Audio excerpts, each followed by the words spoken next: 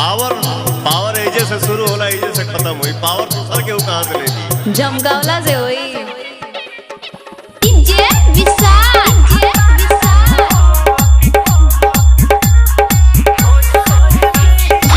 बजा बजा बजा बजा